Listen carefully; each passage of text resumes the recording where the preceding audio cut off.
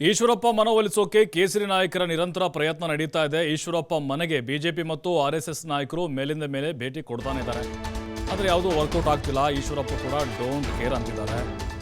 ಮೋದಿ ಬಂದರೂ ಕೂಡ ಅವ್ರ ಕಾರ್ಯಕ್ರಮಕ್ಕೆ ಹೋಗಲಿಲ್ಲ. ಸ್ಪಷ್ಟ ಸಂದೇಶ ಕೊಟ್ಟರು, ನಾನು ಬಗ್ಗಲ್ಲ ಜಗ್ಗಲ್ಲ, ಪಕ್ಷೇತರವಾಗಿ ರಾಘವೇಂದ್ರ ವಿರುದ್ಧ ಕಣಕ್ಕಿಳಿದೇ ಇಳಿತೀನಿ ಅಂತ ನಾಯಕರು ಪ್ರಯತ್ನ ಮುಂದುವರಿಸಿದ್ದಾರೆ. ಬಟ್ ಈಶ್ವರಪ್ಪನವ್ರ ಕಡೆಯಿಂದ ಯಾವುದೇ ರೀತಿ ಪ್ರತಿಕ್ರಿಯೆ ಬಂದಿಲ್ಲ. ಆಫರ್ ಕೊಟ್ಟರು ಕೂಡ ಮೋದಿ ಕಾರ್ಯಕ್ರಮಕ್ಕೂ ಗೈರಾಗಿ ಸ್ಪಷ್ಟ ಸಂದೇಶವನ್ನು ರವಾನಿಸಿದರು.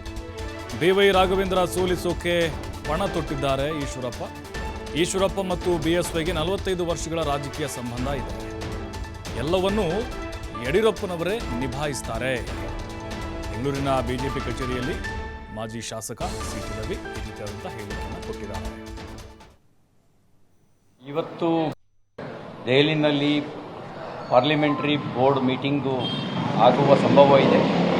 ಉಳಿದ 8 ಕ್ಷೇತ್ರಗಳ ಅಭ್ಯರ್ಥಿಗಳ ಪಟ್ಟಿ ಅಂದರೆ BJP JDS ಸೇರಿದಂತೆ ಅಂತಿಮ ಆಗ್ಬೋದು ಅಂತಕ್ಕಂಥ ನಿರೀಕ್ಷೆ ಇದೆ. ಈಗಾಗಲೇ ನಮ್ಮ ರಾಜ್ಯಾಧ್ಯಕ್ಷರು ಮತ್ತು ಚುನಾವಣಾ ಉಸ್ತುವಾರಿಗಳು ಹಾಗೆಯೇ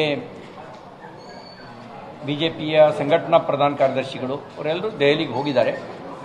ಅಂತಿಮ ಪಟ್ಟಿ ಆಗುತ್ತೆ. ಈಗಾಗಲೇ ಚುನಾವಣಾ ಕಾವು ಜನಮಾನಸದಲ್ಲಿ ಏರಿಕೆ ಆಗ್ತಿರೋದು ಕಂಡು ಬಂದಿದೆ. ನಿನ್ನೆ ಹತ್ರ 45 ವರ್ಷಗಳ ರಾಜಕೀಯ ಸಂಬಂಧವನ್ನು ಇಟ್ಕೊಂಡು ಜೊತೆಗಾರರಾಗಿ ಕೆಲಸ ಮಾಡ್ಬೋದು.